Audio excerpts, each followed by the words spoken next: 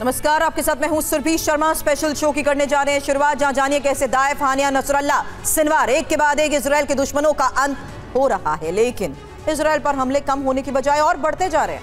अब तो Benjamin Netanyahu का घर तक सुरक्षित नहीं बचा। नेतन्याहू के घर पर हुए ड्रोन हमले ने अरब में छिड़े महायुद्ध को पूरी तरीके से बदल दिया है। 1 साल और 13 दिन से छिड़ी इस जंग में अब तक कमांडर मारे जा रहे थे, लेकिन अब निशाने पर बड़े लीडर और राष्ट्र प्रमुख भी हैं। नेतन्याहू के घर पर हमले के बाद अब खमेनी की जान को खतरा है और नेतन्याहू ने दुश्मनों को बड़ी कीमत चुकाने की चेतावनी दे दी है। दूसरी तरफ खमेनी ने भी कहा कि हानिया और सिनवार के रहने या ना रहने से कुछ नहीं बदलेगा, हमास जिंदा रहेगा और बहुत जल्द इजराइल पर एक और बड़ा हमला होगा। इसलिए अब देखिए महायुद्ध की धड़कन रुकी, टारगेट पर 2 महाबली।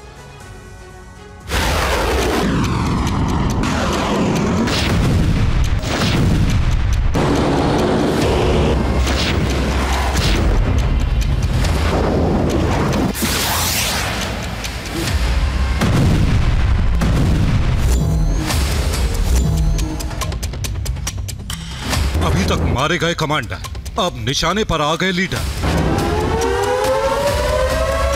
1 साल 13 दिन पहले शुरू हुई इस जंग में इजराइल की सेना अपने दुश्मनों पर कहर बनकर टूटी है।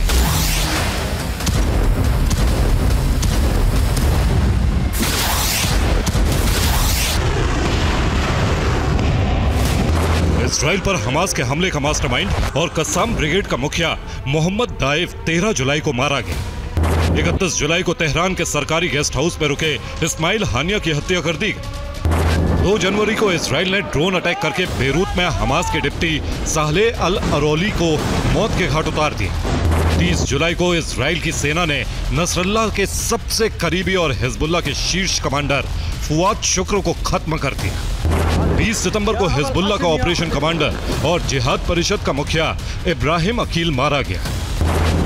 24 सितंबर को बेरूत में हिजबुल्लाह के रॉकेट डिवीजन का कमांडर इब्राहिम कुबैसी मारा गया और 27 सितंबर को इजराइल डिफेंस फोर्स ने लेबनान की राजधानी बेरूत पर हमला करके हिजबुल्लाह प्रमुख हसन नसरल्लाह को भी खत्म कर दिया।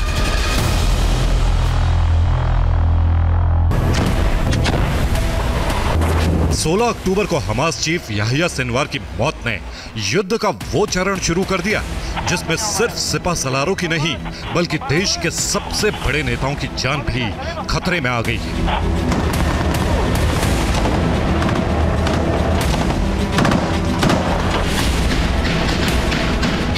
युद्ध में पहली बार इजराइल के प्रधानमंत्री बेंजामिन नेतन्याहू के घर पर हमला हुआ। नेतन्याहू के होम टाउन किसारिया में उनके घर पर ड्रोन अटैक हुए। इजरायली डिफेंस फोर्स के मुताबिक लेबनान से इजराइल पर 3 ड्रोन दागे गए। इजराइल एयर डिफेंस ने 2 ड्रोन मार गिराए, लेकिन एक ड्रोन केसारिया की एक इमारत से टकरा गया। इजराइल ने माना कि उनका एयर डिफेंस सिस्टम हमले को रोकने में नाकाम रहा। लेकिन जिस तरह इजराइल बदला लेता है और घर पर हुए हमले के बाद नेतन्याहू ने जो कुछ कहा है वो संकेत है कि अब खामेनी की जान खतरे में है।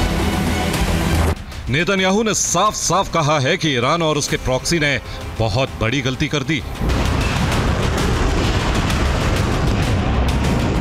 अब इजराइल के दुश्मनों को भारी कीमत चुकानी हो।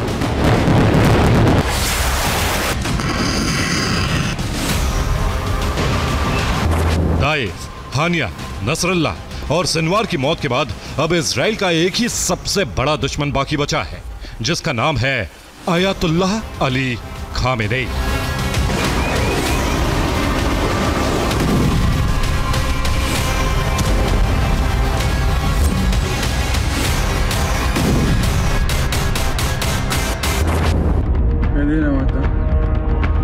इजराइल की सेना ने दावा किया है कि नेतन्याहू के घर पर हुए हमले के पीछे ईरान है।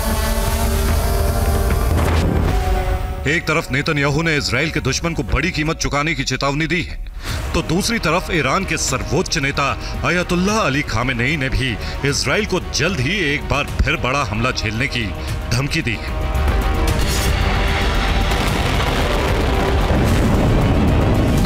खामेनी ने एक्स पर पोस्ट करते हुए लिखा, हमास जिंदा था, जिंदा है और हमेशा जिंदा रहेगा। याहिया सिनवार की मौत हमारे लिए दुख लेकर आई है, लेकिन उनकी मौत के बाद भी ये लड़ाई आगे बढ़ती रहेगी। इससे पहले भी शेख अहमद यासीन, फतही शकाकी, रंतसी और इस्माइल हानिया की मौत के बावजूद लड़ाई आगे बढ़ी और अब भी ये मोर्चा रुकने वाला नहीं है। दुश्मन को बड़ा सदमा मिलेगा। खामनेई ने इजराइल को जल्द ही बड़ा सदमा देने की धमकी दी। क्या खामनेई इजराइल को यह सदमा नेतन्याहू की जान की कीमत पर देने वाले हैं?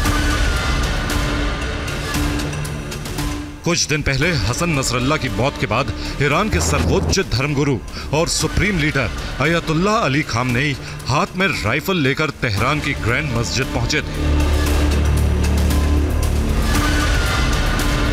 हमास और हिजबुल्लाह के ज्यादातर बड़े नेताओं को खत्म करने के बाद भी इजराइल सुरक्षित नहीं हुआ है, बल्कि इजराइल पर ज्यादा बड़े हमले शुरू हो गए।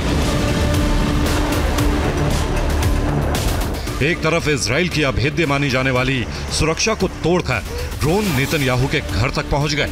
दूसरी तरफ इजराइल पर उत्तर और दक्षिण दोनों तरफ से हमला हो रहा है।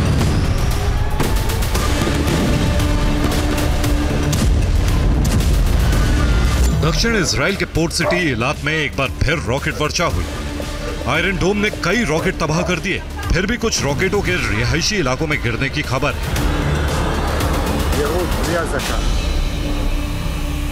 दक्षिण इजराइल के बाद अब उत्तरी इजराइल पर बड़े हमले की खबर है। उत्तरी इजराइल में बड़ा ड्रोन अटैक हुआ। ये ड्रोन इराक की तरफ से आए। इस्लामिक रेजिस्टेंस के ड्रोन के निशाने पर इजरायली मिलिट्री बेस थी।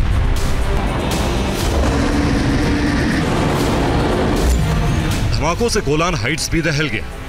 यहां सुसाइड ड्रोन ने इजराइल के एयर डिफेंस को चकमा दे दी। तेल अवीव में भी सुसाइड ड्रोन से नया हमला हुआ। यानी जैसे जैसे इजराइल के दुश्मन कम हो रहे हैं, हमले बढ़ते जा रहे हैं। ईरानी विदेश मंत्री अब्बास अराक्ची से हमास के 3 बड़े नेताओं ने मुलाकात की। तुर्की में अराक्ची से हमास के नेता दारवेश, खलील अल हैया और मूसा अबू मारजोक ने मुलाकात की। इसके बाद अराक्ची ने कहा कि हमास कभी खत्म नहीं होगा और अब पहले से ज्यादा मजबूत हो जाएगा। ईरान ने रूस और ओमान के साथ मिलकर वॉर ड्रिल शुरू कर दी। ईरान के worship destroyer full scale war की तैयारी में जुट गए हैं। एक तरफ ईरान ने इजराइल पर दूसरे बड़े हमले के लिए बैलिस्टिक और क्रूज मिसाइलों को अटैक मोड पर रखा है। दूसरी तरफ ईरान को हाल ही में मिले रूसी डिफेंस सिस्टम S-400 को एक्टिव किया हुआ है। नेतन्याहू और खामनेई दोनों चौकस हैं। दोनों के जीवन पर किसी भी क्षण संकट आ सकता है। युद्ध में अब टारगेट पर 2 महाबली हैं, इसलिए इजराइल से लेकर ईरान तक खलबली मची हुई है। Bureau report, TV9 Bharatvarsh. बात करते हैं प्रधानमंत्री मोदी और प्रेसिडेंट पुतिन के बीच मजबूत दोस्ती की, और इस दोस्ती की एक और झलक दुनिया 22 और 23 अक्टूबर को रूस में देखने वाली है। रूस इस बार 16वें ब्रिक्स शिखर सम्मेलन की अध्यक्षता कर रहा है और इस दौरान पीएम मोदी दोस्त पुतिन से मिलने वाले हैं। दुनिया बदल देने वाली उस मीटिंग पर दुनिया की नजरें एक बार फिर से टिकी होंगी। प्रधानमंत्री मोदी और पुतिन के बीच दोस्ती वाली केमिस्ट्री पर TV9 भारतवर्ष की ये स्पेशल रिपोर्ट।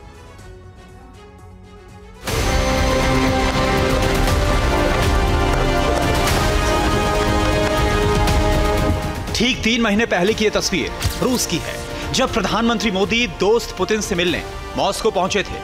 22वें भारत रूस वार्षिक शिखर सम्मेलन में शिरकत की थी। पुतिन ने इस दौरान उन्हें गले लगाकर भव्य स्वागत किया था।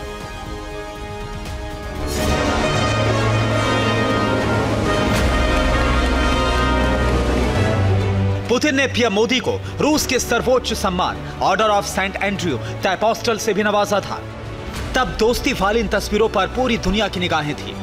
पीएम मोदी ने उस समय पुतिन से मिलकर जोर देते हुए कहा था, ये समय युद्ध का नहीं है।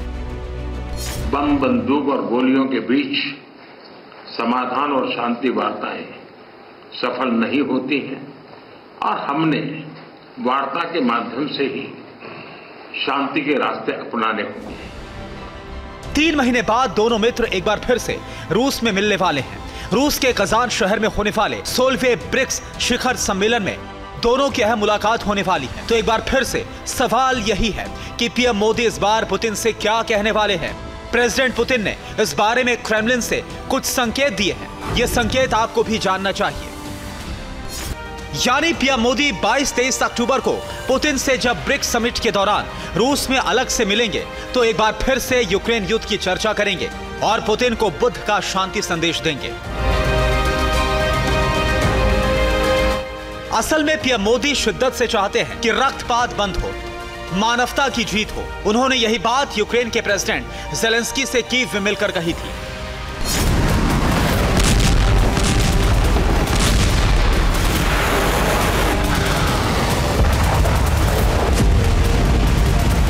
हालांकि लंबे वक्त से जारी किसी भी जंग का एक सच यह भी होता है कि इसमें शांति लाने के लिए सतत प्रयासों की जरूरत होती है और पीएम मोदी ये प्रयास लगातार कर रहे हैं।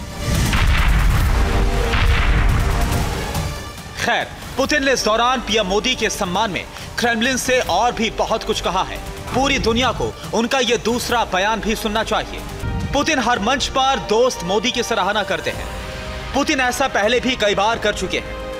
उनकी दोस्ती वाली डिक्शनरी में पीएम मोदी के लिए तारीफों वाले इतने शब्द शामिल हैं कि उन्हें सुनकर भारत और रूस के दुश्मन हर बार जल उठते हैं। पुतिन मोदी को वर्ल्ड लीडर कह चुके हैं। पुतिन मोदी को बुद्धिमान व्यक्ति बता चुके हैं। पुतिन मोदी को अपने देश के राष्ट्रीय हितों की रक्षा करने वाला नेता बता चुके हैं।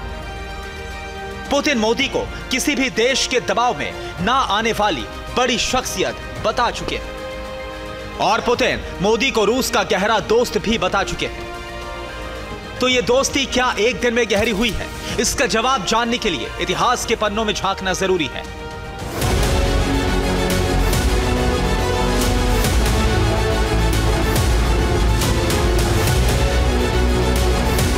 इसकी शुरुआत वर्ष 2001 से मानी जाती है। साल 2000 में रूस के पूर्व राष्ट्रपति बोरिस एल्सिन ने सोवियत कम्युनिस्ट पार्टी से इस्तीफा दिया था और व्लादिमीर पुतिन रूस के नए राष्ट्रपति बने थे।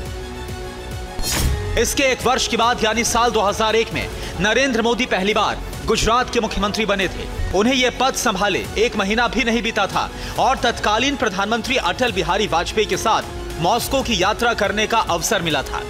यहीं पर बतौर सीएम वो पहली बार किसी देश के प्रमुख से मिले थे और वो शख्सियत व्लादिमीर पुतिन थे। नरेंद्र मोदी ने पुतिन को यह बात वर्ष 2018 में पहली बार बतौर प्रधानमंत्री मॉस्को पहुंचने के बाद बताई थी। ऐसा माना जाता है कि तभी से पुतिन अलग अलग मौकों पर विभिन्न मंचों से प्रधानमंत्री मोदी की तारीफ करते रहे हैं।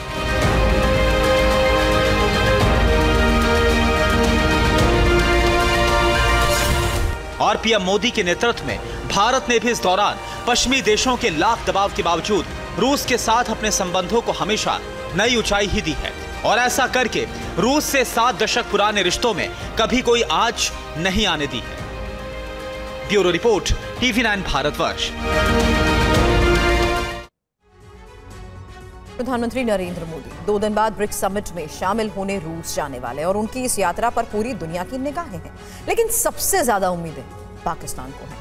उसके नेता भारत से मिन्नतें कर रहे हैं, ऊपर वाले से दुआ कर रहे हैं कि प्रधानमंत्री मोदी ब्रिक्स में पाकिस्तान के शामिल होने की मंजूरी दे दें। लेकिन क्या ऐसा हो पाएगा?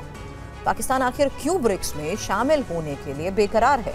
क्या इसके पीछे चीन की कोई साजिश है? समझिए इस रिपोर्ट में।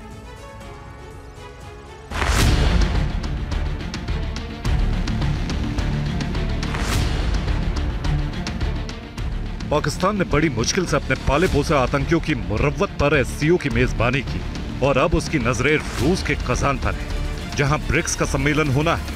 वो ब्रिक्स जिसका भारत संस्थापक सदस्य है, जहां हमारे देश का वीटो चलता है। लेकिन अब पाकिस्तान भी इस संगठन का हिस्सा बनने के लिए बेकरार है। जाहिर है इसके पीछे चीन की शह है। लेकिन क्या ऐसा हो पाएगा? क्या पाकिस्तान की आरजू भारत मान लेगा? क्या जो संगठन दुनिया की उभरती अर्थव्यवस्थाओं का मंच है, उसमें एक तंगहाल और तबाह पाकिस्तान को जगह मिल पाएगी? फिलहाल इन तमाम सवालों के जवाब 22 से 24 अक्टूबर के बीच रूस के कजान में होने जा रहे ब्रिक्स के 16वें शिखर सम्मेलन में मिल जाएंगे, जहां इस संगठन में शामिल होने के लिए 1-2 नहीं बल्कि 30 अर्जियां दाखिल हो चुकी हैं। उन्हीं में से एक पाकिस्तान भी है। रूस के उप प्रधानमंत्री एलेक्सी ओवरचुक पिछले महीने 18 और 19 तारीख को पाकिस्तान की यात्रा पर थे। इस दौरान उन्होंने ब्रिक्स में पाकिस्तान के शामिल होने का समर्थन किया। तो ये ब्रेकिंग न्यूज दुनिया भर में वायरल हो गई कि भारत से सदाबहार और स्थायी दोस्ती की कीमत पर रूस ने ब्रिक्स में पाकिस्तान को जगह देने का मन बनाया है।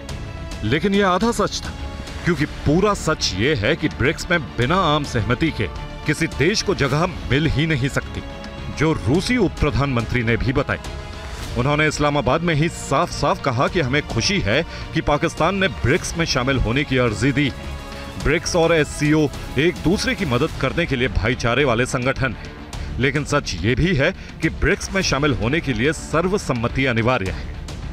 जाहिर है पाकिस्तान की ब्रिक्स वाली मुराद तभी पूरी हो सकती है जब भारत इसके लिए राजी हो, यानी भारत की रहम पर ही पाकिस्तान को ब्रिक्स में जगह मिल सकती है, जो समझदार पाकिस्तानी भी मानते हैं। ब्रिक्स क्या है, इसे समझने के लिए आपको 23 साल पहले फ्लैशबैक में जाना होगा, जब 2001 में अमेरिकी निवेश बैंक गोल्डमैन सैक्स ने ब्राजील, रूस, इंडिया और चीन के पहले इंग्लिश लेटर को संक्षेप में ब्रिक लिखा और इन देशों को ग्लोबल इकोनॉमी का नेता करार दिया। जुलाई 2006 में रूस के सेंट पीटर्सबर्ग में G8 आउटरीच समिट से इतर चारों देशों के नेता पहली बार औपचारिक तौर पर मिले और फिर उसी साल ब्रिक की नींव पड़ी। जून 2009 में रूस में पहला ब्रिक समिट हुआ। 2010 में दक्षिण अफ्रीका को भी इसमें शामिल होने का न्योता मिला। इसके बाद 2011 में चीन के सानिया में ब्रिक्स बन गया। प्रधानमंत्री नरेंद्र मोदी के मुताबिक यह मंच पश्चिम विरोधी नहीं बल्कि गैर पश्चिमी है, जिसे रूस के राष्ट्रपति व्लादिमीर पुतिन भी मानते हैं। एक वक्त था जब दुनिया की अर्थव्यवस्था में अमेरिका की तूती बोलती थी। सच यह है कि आज भी सबसे बड़ी इकोनॉमिक पावर अमेरिका ही है, लेकिन अब उसके एकाधिकार को ब्रिक्स से चुनौती मिली है। 2014 में जब रूस ने यूक्रेन से क्रीमिया छीन लिया तो उसे G8 से बाहर कर दिया। ऐसे में उसके बाद ब्रिक्स की अहमियत और बढ़ गई। अभी इसी साल 1 जनवरी को ही ब्रिक्स में ब्राजील, रूस, इंडिया, चीन और दक्षिण अफ्रीका के अलावा सऊदी अरब, संयुक्त अरब अमीरात, ईरान, इजिप्ट और इथियोपिया को भी शामिल किया गया है। जो पहले ब्रिक्स था वो अब ब्रिक्स प्लस बन चुका है। दुनिया के करीब 30 और देश इसमें शामिल होने की कतार में हैं। क्योंकि मौजूदा दौर में ब्रिक्स प्लस के 10 देशों की जीडीपी पूरी दुनिया की 36% है। ब्रिक्स ने 2015 में ही न्यू डेवलपमेंट बैंक की शुरुआत की, जो बेहद आसान शर्तों पर सदस्य देशों को लोन देता है, जबकि अंतर्राष्ट्रीय मुद्रा कोष यानी IMF के कर्ज की शर्तें बेहद कठिन हैं। पाकिस्तान का वजूद IMF के कर्ज पर ही टिका है, लेकिन उसे इसके एवज में भारी भरकम टैक्स लगाने समेत कई ऐसे अनचाहे फैसले लेने पड़े हैं, जिसकी वजह से इस देश में गृह युद्ध जैसे हालात हैं। लोग भूखमरी की कगार पर हैं, भीख मांगने को मजबूर हैं। पाकिस्तान की हालत कितनी खस्ता है उसे आप ऐसे भी समझिए कि 2023-2024 में इस देश की जीडीपी 2% पर सिमट चुकी है। जीडीपी का करीब 75% कर्ज है। ऐसे में अब पाकिस्तान को ब्रिक्स से ही उम्मीद है, लेकिन इसमें भारत का वीटो पावर आड़े है। हालांकि पाकिस्तान का सबसे बड़ा खैरवाह चीन उसे इस फोरम में शामिल करने की कोशिशों में लंबे वक्त से लगा है। ऐसे में सवाल ये कि क्या इसके पीछे दोनों देश साजिश की नई खिचड़ी तो नहीं पका रहे?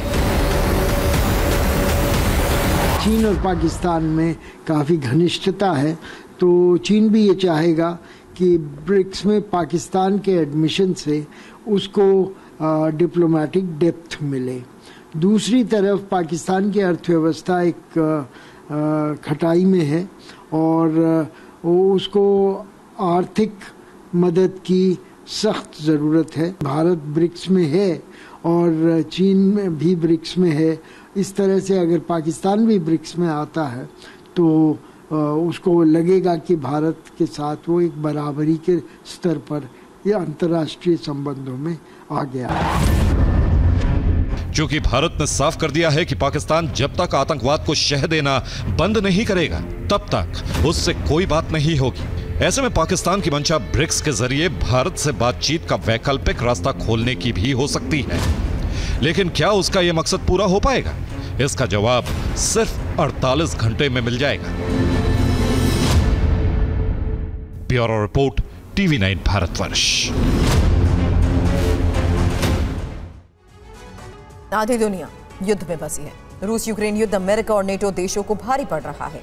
अरब में लगी आग ने जो बाइडेन को बड़ा तनाव दे रखा है, लेकिन चीन के राष्ट्रपति शी जिनपिंग इस तनाव को मौके की तरह देख रहे हैं।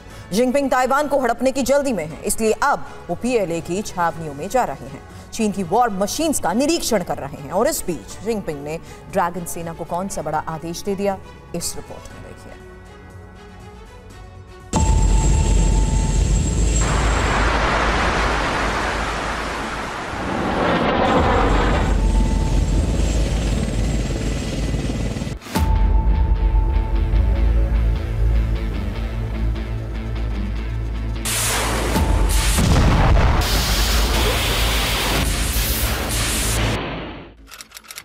PLA rocket force unit, Anhui प्रांत, पूर्वी चीन।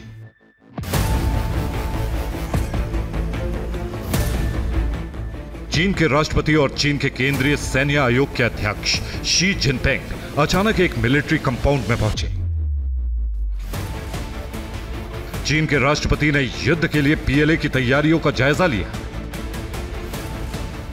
रॉकेट लॉन्चर देखे, मिसाइल लॉन्चर देखे, युद्ध के दौरान काम आने वाली सैन्य उपकरणों का खुद निरीक्षण किया। और उसके बाद शी ने चीन के सैनिकों को एक ऐसा आदेश दिया जिसके बाद PLA के सैनिक काफी देर तक तालियां बजाते रहे। शी जिनपिंग अचानक युद्ध की तैयारियां देखने क्यों पहुंच गए? उन्होंने खुद वॉर मशीनों का निरीक्षण क्यों किया और अपने सैनिकों से क्या कहा, यह आपको बताएंगे। लेकिन पहले शी जिनपिंग के सामने खड़े PLA रॉकेट फोर्स यूनिट के एक सैनिक की बात ध्यान से सुनिए। PLA रॉकेट फोर्स का सैनिक कह रहा है कि वो पूरी शक्ति से उस काम को पूरा करेंगे जो उन्हें शी जिनपिंग ने सौंपा है। ऐसा इसलिए क्योंकि चीन के राष्ट्रपति शी जिनपिंग ने PLA को बड़ा आदेश दिया है।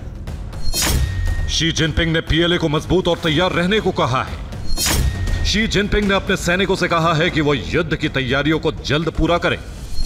शी जिनपिंग ने सेना के मिसाइल डिफेंस सिस्टम की क्षमता बढ़ाने की बात कही। रॉकेट फोर्स की ब्रिगेड के सामने जिनपिंग ने अनुशासन की जरूरत पर भाषण भी दिया। जिनपिंग ने यह भी कहा कि युद्ध के बदलते तरीकों पर बारीकी से नजर रखें और उसके हिसाब से रणनीति बनाएं।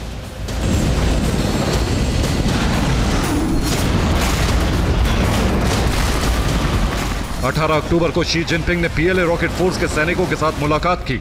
19 अक्टूबर को उन्होंने PLA के बड़े अधिकारियों के साथ मुलाकात की। चीन के सरकारी मीडिया संस्थान CCTV ने रिपोर्ट दी है कि शी ने सेना के अधिकारियों को सैनिकों में जंग लड़ने की क्षमताएं विकसित करने का ऑर्डर दिया है। संकेत साफ है, शी जिनपिंग बड़ी जंग छेड़ने वाले हैं। यह जंग ताइवान के साथ होगी, क्योंकि अभी कुछ दिन पहले ही ताइवान के आसपास चीन ने अब तक का सबसे बड़ा युद्ध अभ्यास शुरू किया है।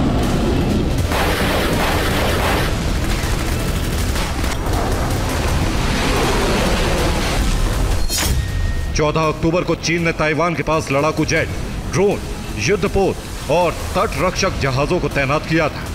पिछले 2 सालों में यह चौथा मौका है जब चीन ने ताइवान के चारों ओर बड़े पैमाने पर युद्ध अभ्यास किया है। PLA नेवी के वॉरशिप अब भी ताइवान स्ट्रेट में हैं।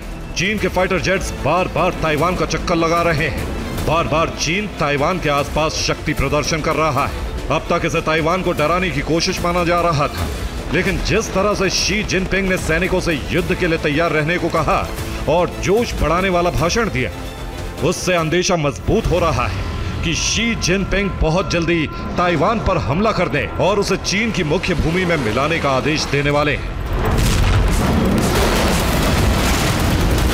पर सवाल यह है कि अमेरिका के युद्ध में शामिल हो जाने के डर से अब तक ताइवान पर हमला करने से बच रहा चीन अचानक युद्ध की तैयारियां क्यों कर रहा है? क्या उत्तर चीन सागर के देशों में अस्थिरता और तनाव का फायदा उठाकर ताइवान को हड़पना चाहता है? इसकी एक वजह यह भी हो सकती है कि रूस, यूक्रेन और इजराइल, ईरान के तनाव के बीच फंसे अमेरिका की स्थिति का फायदा उठाकर जिनपिंग ताइवान को हड़पना चाहते हैं।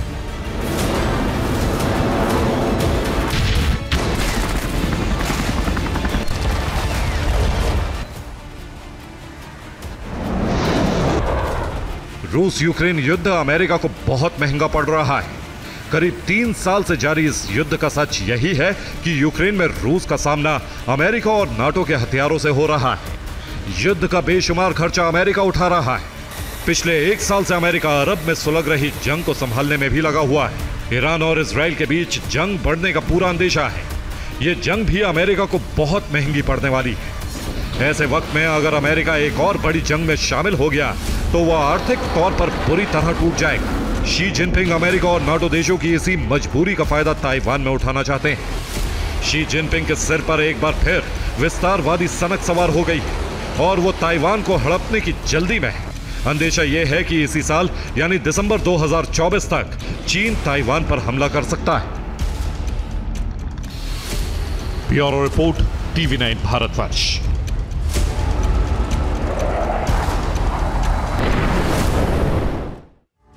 और अब रुक करते हैं देश की राजधानी का। आज एक धमाके की आवाज के साथ दिल्ली में सुबह हुई। रोहिणी के प्रशांत विहार इलाके में CRPF स्कूल के पास ये ब्लास्ट हुआ। इसके पीछे किसी बड़ी साजिश की आशंका है, क्योंकि जांच पड़ताल के दौरान मौकाए वारदात से सफेद पाउडर मिला है। आज करवा चौथ भी है, जबकि दिवाली आने वाली है और त्योहारी सीजन में हुए इस धमाके से दहशत है। आखिर सफेद पाउडर का सच है क्या, और क्या इसके पीछे कोई बड़ा षड्यंत्र है? TV9 भारतवर्ष के रिपोर्टर्स ने मौके से आपके लिए ये रिपोर्ट भेजी है, जो आपको जरूर देखनी चाहिए।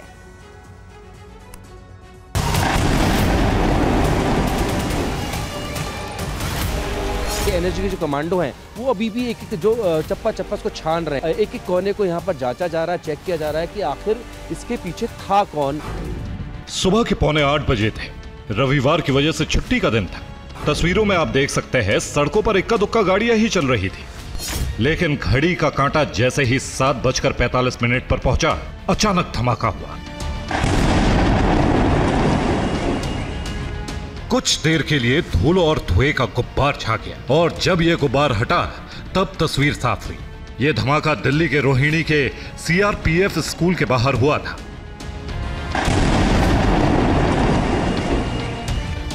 ब्लास्ट की गूंज से आसपास के इलाके थर्रा उठे। आसपास की दुकानों के शीशे चटक गए। पास में खड़ी गाड़ियों के भी शीशे टूट गए।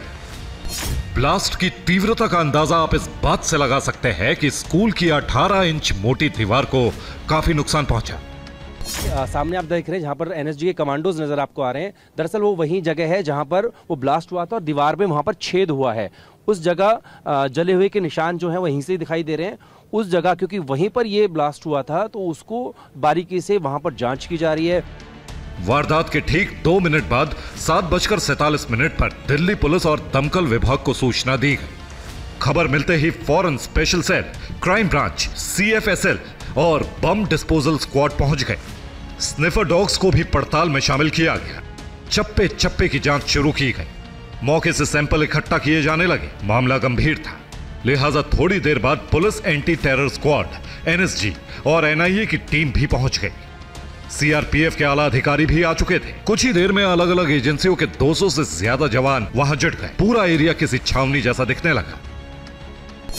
सुबह 7:45 के आसपास ये धमाका हुआ था। NIA की टीम, NSG की team, Delhi police special cell की एंटी टेरर स्पेशल यूनिट मौके पर पहुंचकर पूरी जांच कर रही थी। डॉग स्क्वाड को बुलाया गया, एक एक चीजों को चेक किया गया है। यहां से कई सैंपल्स को उठाया गया है। आसपास के लोगों ने बताया कि वो सो रहे थे, तभी तेज आवाज आई।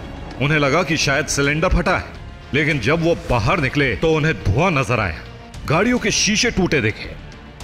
मैंने नया कैमरा लिया था तो मैं उसका कैमरा लेंस ट्राई कर रहा था, फोकस वगैरह उसका चेक कर रहा था, तो तभी अचानक से ये ब्लास्ट होता है और सब कुछ हिला देता है। ब्लास्ट इंटेंसिटी इतनी स्ट्रांग होती है कि सबको एक डर की लहर महसूस होती है, क्योंकि वो नॉर्मल ब्लास्ट नहीं था। आसपास का जो माहौल था वो काफ़ी ख़राब था। बिल्डिंग के शीशे टूट गए थे जो वहां से 20 मीटर दूर बिल्डिंग्स थी। दीवार टूट गई थी जहां पे ब्लास्ट हुआ और गड्ढा हो गया है। गाड़ियां टूट गई, गाड़ियों के शीशे टूट गए और दुकानों के बोर्ड टूट गए। तो आप अंदाजा लगा सकते हैं कि ये कोई नॉर्मल ब्लास्ट तो नहीं था। एजेंसियों की पड़ताल के दौरान धमाके वाली जगह से सफेद पाउडर मिला है। अभी यह कहा जा रहा है कि इसे अमोनियम नाइट्रेट, क्लोराइड और कुछ अन्य केमिकल को मिलाकर बनाया गया था। हालांकि विस्तृत जांच के बाद ही पता चल पाएगा कि आखिर यह धमाका किस चीज का था। सफेद पाउडर मिला था, वो कुछ और नहीं बल्कि अमोनियम नाइट्राइड, क्लोराइड और कुछ और जो पदार्थ होते हैं उनका मिक्सचर था। यानी कि कई पाउडर्स को मिला करके ये व्हाइट पाउडर बनाया गया था। स्कूल और आसपास से सभी एजेंसियों ने सैंपल लिए। दिल्ली पुलिस के सूत्रों के मुताबिक ये एक हाई इंटेंसिटी ब्लास्ट था। सूत्रों के मुताबिक फॉरेंसिक टीम को मौके से तारनुमा चीज भी मिली है। अब यह जांच का विषय है कि इसका विस्फोटक में इस्तेमाल हुआ या पहले से वहां गिरा हुआ था। इस मामले की जांच कई एंगल से की जा रही है। सूत्रों के मुताबिक सीआरपीएफ स्कूल के पास मौजूद मोबाइल टावर का डेटा खंगाला जा रहा है। कल रात से लेकर आज सुबह 9 बजे तक जितनी कॉल की गई उनका पता लगाया जा रहा है। इसके अलावा पूरे इलाके का डंप डेटा भी लिया जाएगा, जिससे यह पता चलेगा कि कल से लेकर सुबह ब्लास्ट होने तक कितने फोन एक्टिव थे। सूत्रों के मुताबिक दिल्ली पुलिस इस मामले में साजिश से इनकार नहीं कर रही है। दिल्ली में यह ब्लास्ट दिवाली से ठीक पहले हुआ है। त्योहारों का सीजन है, ऐसे में पुलिस ने हाई अलर्ट जारी कर दिया। बड़े बाजारों में सुरक्षा बढ़ा दी गई है। वैसे दिल्ली में हुए इस धमाके ने सियासी तूल भी पकड़ लिया है। आम आदमी पार्टी से लेकर बीजेपी पर हमलावर है। मुंबई के अंडरवर्ल्ड वाला दौर याद दिलाया जा रहा है। आज दिल्ली में वो हाल हो गया है जो एक समय बॉम्बे में होता था कि अंडरवर्ल्ड का राज है, गैंगस्टर्स का राज है। कल शाम को वेलकम इलाके में 60 राउंड गोलियां चली हैं। रोज रोज खबरें आती हैं कि गैंगस्टर्स एक्सटॉर्शन कर रहे हैं, पैसे उठा रहे हैं, धमकियां दे रहे हैं। आज एक स्कूल के बाहर एक छोटा बॉम्ब ब्लास्ट हो गया। ये क्या हो रहा है दिल्ली में? मैं आम आदमी पार्टी के लोगों से कहूँगा कि वो हर चीज़ पर राजनीति करने की कोशिश ना करें। संवेदनशील मुद्दों पर भी अगर राजनीतिक रोटियां सेकने की कोशिश करेंगे तो लोग आपकी इस गंदी राजनीति को समझ चुके हैं। दिल्ली में ब्लास्ट पर जारी सियासी घमासान के बीच इस मामले की रिपोर्ट भी तैयार की जा रही है, जो जल्द गृह मंत्रालय को सौंपी जाएगी। Bureau report, TV9 Bharatvarsh. अब एक बड़ी खबर कोरियाई प्रायद्वीप से, वो भी इस सवाल के साथ कि क्या उत्तर कोरिया दक्षिण कोरिया पर हमला कर देगा?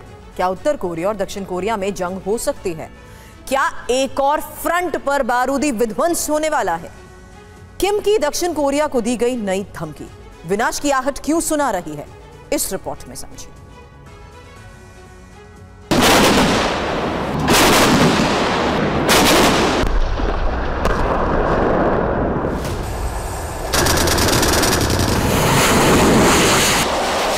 उत्तर कोरिया और दक्षिण कोरिया में दशकों पुरानी दुश्मनी इस बार भीषण युद्ध की नौबत ला सकती है।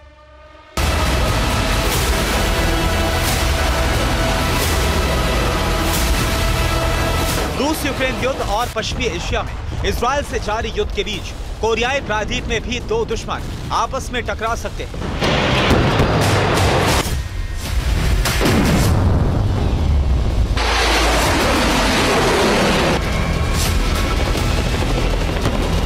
इसके खतरनाक संकेत बीते कुछ दिन से लगातार मिल रहे हैं और इसकी एक वजह तो बिल्कुल नहीं है, वो है ये खास तस्वीर।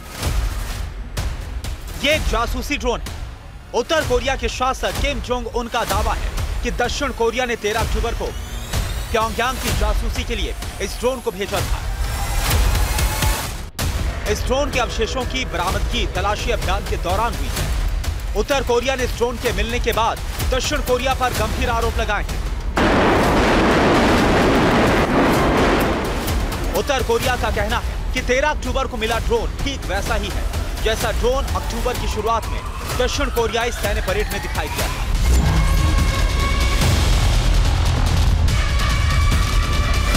उत्तर कोरिया के रक्षा मंत्रालय ने इसके साथ ये भी कहा है कि दक्षिण कोरिया ने इस महीने 3 बार रात के समय प्योंगयांग के हवाई क्षेत्र में ड्रोन उड़ाकर उत्तर कोरिया का विरोध करने वाले पर्चे गिराए हैं। और दक्षिण कोरिया ने ऐसा अगर दोबारा किया तो उत्तर कोरिया बलपूर्वक जवाब देगा।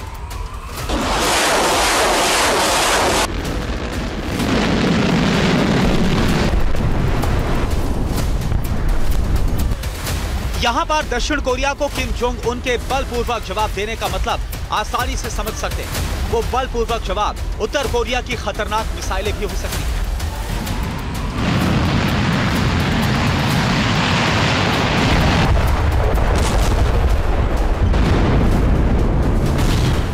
होने पर दक्षिण कोरिया की प्रतिक्रिया इस प्रायद्वीप में तबाही लाने वाली होगी। वैसे सच ये है कि उत्तर कोरिया और दक्षिण कोरिया के बीच हाल के दिनों में युद्ध वाला तनाव कई और कारणों से भी बढ़ा है। उत्तर कोरिया से वायरल ये वीडियो देखिए। उत्तर कोरिया की सेना ने दक्षिणी सीमा से लगी हुई सड़कों और रेलवे ट्रैक को डायनामाइट से उड़ा दिया। ऐसा करके किम जोंग उन ने स्थायी तौर पर दक्षिण कोरिया के लिए अपनी सीमाओं को बंद कर दिया। इसके अलावा उत्तर कोरियाई सेना में 14 लाख नए सैनिकों की भर्ती भी तेज है और दक्षिण कोरिया के साथ साथ अमेरिका भी इस बड़ी सैन्य भर्ती के मकसद को डिकोड करने में लगा हुआ है।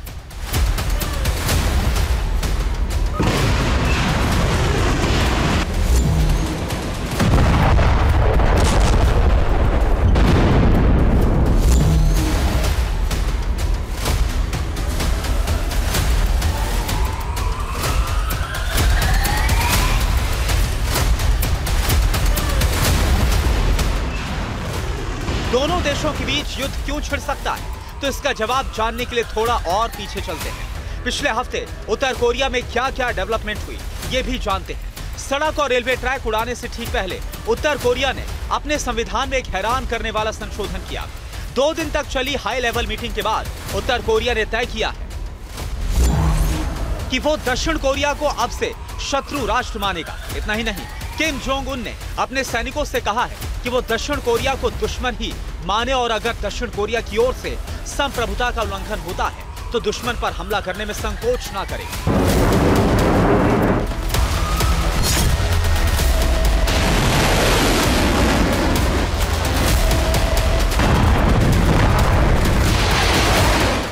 उत्तर कोरिया के रक्षा मंत्रालय ने इसके साथ ही दक्षिण कोरिया की सीमा के पास अपनी तोपखाना इकाइयों को गोलीबारी के लिए तैयार रहने का आदेश भी दे दिया है। रक्षा मामलों की जानकार किम के इन सभी फैसलों को खतरनाक मान रहे हैं।